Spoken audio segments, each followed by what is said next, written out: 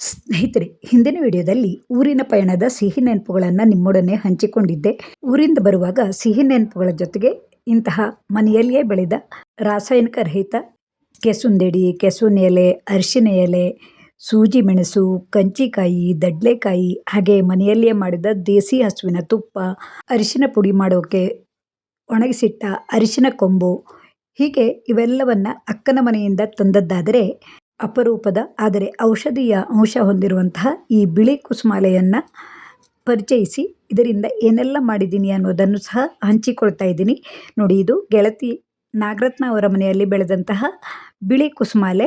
ಈ ಬಿಳಿ ಕುಸುಮಾಲೆಯು ಹೆಂಗಸರ ಮುಟ್ಟಿನ ತೊಂದರೆಗೆ, ಹಾಗೆ ಧಾತು ಹೋಗೋದಕ್ಕೆ, ವೀರ್ಯವೃದ್ಧಿಗೆ, ಹಿಮೋಗ್ಲೋಬಿನ್ ಹೆಚ್ಚಿಸಲು, ಶಕ್ತಿವರ್ಧಕವಾಗಿ, ಹೀಗೆ ಹಲವಾರು ರೀತಿಯ ರೋಗಗಳಿಗೆ ಈ ಬಿಳೆ ಕುಸುಮಾಲೆಯ ಬೇರನ್ನು ತೆಗೆದು ಸೇವಿಸೋದ್ರಿಂದ ಕಡಿಮೆಯಾಗುತ್ತದೆ. ಇದೇ ರೀತಿಯಾಗಿ ಸಿಗುವ ಕೆಂಪು ಕುಸುಮಾಲೆಯು ಗುಡ್ಡದಲ್ಲಿ ಸಿಗುತ್ತದೆ. ಇದರಿಂದಲೂ ನಾವು ಲೇಹ್ಯವನ್ನು ಮಾಡಬಹುದು ಅಂತ ಹವ್ಯಾಸೆ ಎನ್ನುವ ಗ್ರೂಪ್ನಲ್ಲಿ ನಡೆಸಿಕೊಡುವ ಓರಿವಳದಲ್ಲಿ ಮಂಗಲಾ ಭಟ್ ಅವರು ನೋಡಿ ಈ ರೀತಿಯಾದ ಲೇಹ್ಯವನ್ನು ಮಾಡಿ ತೋರಿಸಿದ್ದರು. ನಾನು ಕೆಂಪು ಕುಸುಮಾಲೆಯ ಬದಲು ಊರಿಗೆ ಹೋದಾಗ ಮೈಸೂರಿನ ಮನೆಯಲ್ಲಿ ಬೆಳೆದ ಈ ಬಿಳೆ ಕುಸುಮಾಲೆಯನ್ನು ತಂದು ಬೆಂಗಳೂರಿನಲ್ಲಿ ಲೇಹ್ಯ ಮಾಡಿದ ವಿಡಿಯೋವನ್ನು ಹಂಚಿಕೊಳ್ತೀನಿ. ಇದು ಬಿಳೆ ಕುಸುಮಾಲೆ ಹೂವು, ತಂಬಳಿ ಮಾಡ್ಬೋದು. ಮತ್ತು ಅದೇ ಬಾಣಂತಿಯರಿಗೆ ಲೇಹ ಮಾಡೋಕ್ಕೆ ಒಳ್ಳೆಯ ಕಡಲೆ ಹಿಟ್ಟಿನ ಬಣ್ಣದಲ್ಲಿದ್ದರೂ ನಾವು ಹೇಳೋದು ಇದಕ್ಕೆ ಬಿಳೆ ಕುಸುಮಾಲೆ ಅಂತ. ಕಿಸ್ಕಾರ ಹೂವು ಅಂತಲೂ ಹೇಳ್ತಾರೆ ಕೆಲವರು, ಹೊಳೆ ದಾಸವಾಳ ಅಂತಾರೆ. ಇದನ್ನು ಕರ್ಕಿ ನನ್ನ ಮೈದನ ಮನೆಯಿಂದ ಕೊಂಡೊಯ್ದು ಬೆಂಗಳೂರಿನಲ್ಲಿ ಮಾಡ್ತಾ ಇರೋದು. ಬಾಣಂತಿಯರಿಗಷ್ಟೇ ಅಲ್ಲದೆ ಎಲ್ಲರೂ ತಿನ್ನಬಹುದಾದ ಈ ಲೇಹವನ್ನು ಈಗ ಮಾಡುವ ವಿಧಾನವನ್ನು ನೋಡೋಣ. ನೋಡಿ, ಮೊದಲಿಗೆ ಈ ಬಿಳೆ ಕುಸುಮಾಲೆಯ ಹೂವಿನ ತೊಟ್ಟುಗಳನ್ನು ತೆಗೆದಿಟ್ಕೊಳ್ಬೇಕು. ನಂತರ ಇದರಲ್ಲಿ ಮಧ್ಯದಲ್ಲಿ ಒಂದು ದಾರದಂತಿರುವ ಕೇಸರವಿರುತ್ತದೆ, ಅದನ್ನು ಸಹ ತೆಗೆಯಬೇಕಾಗುತ್ತದೆ. ಈ ಹೂವಿನಲ್ಲಿ ಸಣ್ಣ ಸಣ್ಣ ಕ್ರಿಮಿಕೀಟಗಳು ಹೋಗುವ ಸಂಭವ ಇರುವುದರಿಂದ ಈ ದಾರದಂತಿರುವ ಈ ಕೇಸರವನ್ನು ತೆಗೆದರೆ ಅವೆಲ್ಲವೂ ನಾಶವಾಗುತ್ತವೆ. ಇದೇ ರೀತಿಯಾಗಿ ಎಲ್ಲ ಹೂಗಳಲ್ಲಿರುವ ಈ ನಾರನ್ನು ತೆಗೆದು ತೊಟ್ಟನ್ನು ಸಹ ತೆಗೆದು ಸ್ವಚ್ಛ ಮಾಡಿಕೊಳ್ಳಬೇಕು. ನೋಡೋಕೆ ಕೆನೆ ಬಣ್ಣದ್ದಾದರೂ ನಾವು ಇದಕ್ಕೆ ಬಿಳೆ ಕುಸುಮಾಲೆ ಅಂತ ಕರೆಯುತ್ತೀವಿ. ನಿಮ್ಮ ಊರಿನಲ್ಲಿ ಏನೆಂದು ಕರೆಯುತ್ತೀರಿ ಅನ್ನೋದನ್ನು ಸಹ ಹಂಚಿಕೊಳ್ಳಿ. ಈ ಬಿಳೆ ಕುಸುಮಾಲೆಯು ಅಪರೂಪದ ವಸ್ತುವಾಗಿದೆ. ಇದರ ಬೇರು ಯಾವ ರೀತಿಯಾಗಿ ಔಷಧಯುಕ್ತವಾಗಿರುತ್ತದೋ ಹೂವು ಸಹ ಔಷಧಯುಕ್ತವಾಗಿರುತ್ತದೆ. ದೇವರ ಪೂಜೆಗೂ ಈ ಹೂವುಗಳನ್ನು ಬಳಸಬಹುದು. ಇದು ಅಪರೂಪದ ಸಸ್ಯವಾದ್ದರಿಂದ ತುಂಬ ಹೂವುಗಳಾಗೋದು ಕಡಿಮೆ ಅಂತಲೇ ಹೇಳಬೇಕು. ಕೆಲವರ ಮನೆಯಲ್ಲಿ ಈ ಗಿಡವು ತುಂಬ ಪೊದೆಯಂತೆ ಬೆಳೆದು ಹೂವುಗಳು ತುಂಬ ಆಗುತ್ತವೆ. ನೋಡಿ, ಈ ರೀತಿಯಾಗಿ ಈ ಹೂವುಗಳನ್ನು ಸ್ವಚ್ಛ ಮಾಡಿಕೊಳ್ಳಬೇಕು.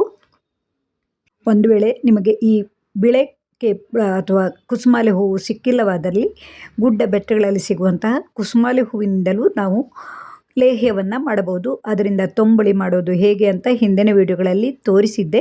ಹಾಗೆಯೇ ಈ ಹೂವುಗಳನ್ನೆಲ್ಲ ಸ್ವಚ್ಛ ಮಾಡಿಕೊಂಡ ನಂತರ ಇದಕ್ಕೆ ಸ್ವಲ್ಪ ಉಪ್ಪನ್ನು ಹಾಕಿ ನೀರಿನಲ್ಲಿ ಸ್ವಲ್ಪ ಹೊತ್ತು ನೆನೆಸಿಟ್ಟುಕೊಂಡರೆ ಇದರ ಒಳಗಡೆ ಏನಾದರೂ ಕ್ರಿಮಿಕೀಟಗಳಿದ್ದರೆ ನಾಶವಾಗುತ್ತವೆ. ನಂತರ ನಾನಿಲ್ಲಿ ಡ್ರೈ ಫ್ರೂಟ್ಸ್ಗಾಗಿ ಬಾದಾಮಿ, ಗೋಡಂಬಿ, ಒಣ ಖರ್ಜೂರ ಅಂದರೆ ಉತ್ತುತ್ತೆ, ಹಾಗೆ ಹಸಿ ಖರ್ಜೂರ ಇವೆಲ್ಲವನ್ನು ಬೀಜ ತೆಗೆದು ಒಂದು ಪಾತ್ರೆಗೆ ಹಾಕಿಕೊಂಡಿದ್ದೀನಿ. ನಾನಿಲ್ಲಿ ಸ್ವಲ್ಪವೇ ಪ್ರಮಾಣದಲ್ಲಿ ಮಾಡ್ತಾ ಇರೋದ್ರಿಂದ ಇಷ್ಟೇ ಸಾಮಗ್ರಿಗಳನ್ನು ಹಾಕಿದ್ದೀನಿ. ನಂತರ ಇದಕ್ಕೆ ಗಸಗಸೆ, ಒಣಶುಂಠಿ, ಜಾಯಿಕಾಯಿ, ಹಾಗೆ ಹಿಪ್ಲಿಯನ್ನು ಸಹ ಸೇರಿಸಿಕೊಂಡಿದ್ದೀನಿ. ಕಾಳು ಮೆಣಸನ್ನು ಸಹ ಸೇರಿಸಿಕೊಳ್ಳಬಹುದು. ನಾನು ಬೇರೆ ಲೇಹ್ಯಗಳಿಗೆ ಕಾಳು ಮೆಣಸನ್ನು ಉಪಯೋಗಿಸೋದ್ರಿಂದ ಇದಕ್ಕೆ ಕಾಳು ಮೆಣಸನ್ನು ಹಾಕಿಲ್ಲ. ನೀವು ಕಾಳು ಮೆಣಸನ್ನು ಸಹ ಉಪಯೋಗಿಸಿಕೊಳ್ಳಬಹುದು ಅಥವಾ ಜೀರಿಗೆಯನ್ನು ಸೇರಿಸಿಕೊಳ್ಳಬಹುದು. ಆರೋಗ್ಯಕರವಾದ ಸಾಮಗ್ರಿಗಳನ್ನು ಇದಕ್ಕೆ ಸೇರಿಸಿಕೊಂಡು ನೀರನ್ನು ಬೆರೆಸಿ ಸಣ್ಣ ಉರಿಯಲ್ಲಿ ಮೆತ್ತಗಾಗುವ ತನಕ ಬೇಯಿಸಿಕೊಳ್ಳಬೇಕು. ಇವೆಲ್ಲವನ್ನು ಮಿಕ್ಸಿ ಜಾರ್ಗೆ ಹಾಕಿ ನುಣ್ಣಗೆ ರುಬ್ಬಿಕೊಳ್ಳಬೇಕಾಗುತ್ತದೆ. ಇದಕ್ಕೆ ಇನ್ನೂ ಸ್ವಲ್ಪ ನೀರನ್ನು ಬೆರೆಸಿ ಬೇಯಿಸಿಕೊಳ್ಳಬಹುದು. ನಾನಿಲ್ಲಿ ಸ್ವಲ್ಪವೇ ಮಾಡೋದರಿಂದ ನೀರು ಆರಿದ್ದರಿಂದ ಬೇರೆ ನೀರನ್ನು ಸೇರಿಸಿ ನುಣ್ಣಗೆ ಮಿಕ್ಸಿಯಲ್ಲಿ ರುಬ್ಬಿಕೊಂಡಿದ್ದೀನಿ. ಇದಕ್ಕೆ ಸಿಹಿಗೆ ನಾನು ಬೆಲ್ಲದ ಬದಲು ಈ ಕೆಂಪು ಕಲ್ಲು ಸಕ್ಕರೆಯನ್ನು ತೆಗೆದುಕೊಂಡಿದ್ದೀನಿ. ಕೆಂಪು ಕಲ್ಲು ಸಕ್ಕರೆ ಆರೋಗ್ಯಕ್ಕೆ ಒಳ್ಳೆಯದು ಅಂತ ಹೇಳುತ್ತಾರೆ. ಸಿಹಿಗೆ ತಕ್ಕಷ್ಟು ಕೆಂಪು ಕಲ್ಲು ಸಕ್ಕರೆಯನ್ನು ಕುಟ್ಟಿಕೊಂಡು ಸ್ವಲ್ಪ ನೀರನ್ನು ಹಾಕಿಕೊಂಡರೆ ಮೆತ್ತಗಾಗುತ್ತದೆ. ನಂತರ ಈ ರುಬ್ಬಿಕೊಂಡ ಮಿಶ್ರಣವು ಇಷ್ಟು ನುಣ್ಣಗಾದರೆ ಸಾಕಾಗುತ್ತದೆ. ಇದನ್ನು ನಾವು ಕುದಿಸಲು ಇಟ್ಟಿರುವ ಈ ಕೆಂಪು ಕಲ್ಲು ಸಕ್ಕರೆಗೆ ಹಾಕಬೇಕು. ಸಣ್ಣ ಉರಿಯಲ್ಲಿ ಮಾಡಿಕೊಂಡರೆ ತಳ ಹಿಡಿಯೋದಿಲ್ಲ. ಇದು ಒಮ್ಮೆ ದಪ್ಪದಾಗಿರೋದರಿಂದ ಸಣ್ಣ ಉರಿಯಲ್ಲಿ ಹಾಕಿ ಆಮೇಲೆ ಸ್ವಲ್ಪ ನೀರನ್ನು ಬೆರೆಸಿಕೊಳ್ಳಬಹುದು. ನೋಡಿ, ಈ ರೀತಿಯಾಗಿ ಒಮ್ಮೆ ಕೈಯಾಡಿಸಿಕೊಳ್ಳಿ, ಇಲ್ಲವಾದಲ್ಲಿ ಇದು ದಪ್ಪಗಾಗಿರೋದರಿಂದ ತಳ ಹಿಡಿಯುವ ಸಂಭವ ಇರುತ್ತದೆ. ನಂತರ ಇದಕ್ಕೆ ಸ್ವಲ್ಪವೇ ನೀರನ್ನು ಹಾಕಿ ಮಿಕ್ಸಿಯನ್ನು ತೊಳೆದು ಇದಕ್ಕೆ ಬೆರೆಸಿಕೊಳ್ಳಿ. ಇವೆಲ್ಲವನ್ನು ಮಿಶ್ರ ಮಾಡಿ ಸಣ್ಣ ಉರಿಯಲ್ಲಿ ಚೆನ್ನಾಗಿ ಕುದಿ ಬರುವ ತನಕ ಕುದಿಸಿಕೊಳ್ಳಬೇಕು. ಕುದಿ ಬರುತ್ತಿರುವಂತೆಯೇ ನೋಡಿ, ಈಗ ಪಾಕದ ಹದಕ್ಕೆ ಬರುತ್ತಿರುವಾಗ ಒಣ ದ್ರಾಕ್ಷಿಯನ್ನು ಸಹ ಸೇರಿಸಿಕೊಳ್ಳಬಹುದು. ಬೇಯಿಸಿಕೊಳ್ಳುವಾಗಲೇ ಒಣ ದ್ರಾಕ್ಷಿಯನ್ನು ಹಾಕಿದರೆ ಹುಳಿಯಾದ ಅಂಶವು ಬರಬಹುದಂತ ನಾನು ಈ ಕುದಿಯುತ್ತಿರುವಾಗ ದ್ರಾಕ್ಷಿಯನ್ನು ಹಾಕಿಕೊಂಡಿದ್ದೀನಿ. ನೋಡಿ, ಈ ರೀತಿಯಾಗಿ ತಳ ಹಿಡಿಯದಂತೆ ನೀರೆಲ್ಲ ಆರುವ ತನಕ ಕುದಿಸಿಕೊಳ್ಳಬೇಕು. ಇನ್ನೇನು ಪಾಕ ಬರುವ ಹೊತ್ತಿನಲ್ಲಿ ಮನೆಯಲ್ಲೇ ಮಾಡಿದ ದೇಸಿ ತುಪ್ಪವನ್ನು ಹಾಕಿಕೊಂಡರೆ ಆರೋಗ್ಯಕ್ಕೂ ತುಂಬ ಒಳ್ಳೆಯದಾಗಿರುತ್ತದೆ, ಘಮವು ಚೆನ್ನಾಗಿರುತ್ತದೆ. ನೋಡಿ, ಈ ರೀತಿಯಾಗಿ ತಳ ಬಿಟ್ಟು ಬರುತ್ತಿರುವಂತೆಯೇ ಉರಿಯನ್ನು ಆರಿಸಬೇಕು. ಅಂದರೆ ಈ ಹದಕ್ಕೆ ಬಂದರೆ ಆರುವಾಗ ಇದು ದಪ್ಪನಾಗಿ ಬರುತ್ತದೆ.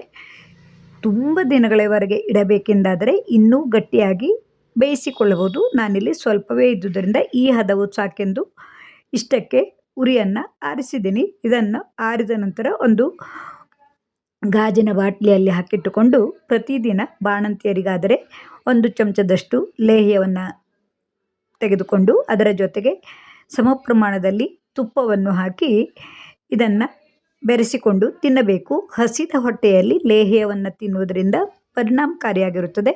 ಬೆಳಗಿನ ಹೊತ್ತಿನಲ್ಲಿ ಅಥವಾ ರಾತ್ರಿ ಮಲಗುವ ಹೊತ್ತಿನಲ್ಲಿ ಇಂತಹ ಲೇಹ್ಯಗಳನ್ನು ಬಾಣಂತಿಯರಿಗೆ ಕೊಡುತ್ತಾರೆ. ಇದು ಬಾಣಂತಿಯರಿಗಷ್ಟೇ ಅಲ್ಲದೆ ಉಳಿದವರಿಗೂ ಪರಿಣಾಮಕಾರಿಯಾದ ಲೇಹ್ಯವಾದ್ದರಿಂದ, ಶಕ್ತಿವರ್ಧಕವಾದ್ದರಿಂದ ಈ ವಿಡಿಯೋವನ್ನು ನಿಮ್ಮೊಡನೆ ಹಂಚಿಕೊಳ್ತಾ ಇದ್ದೀನಿ.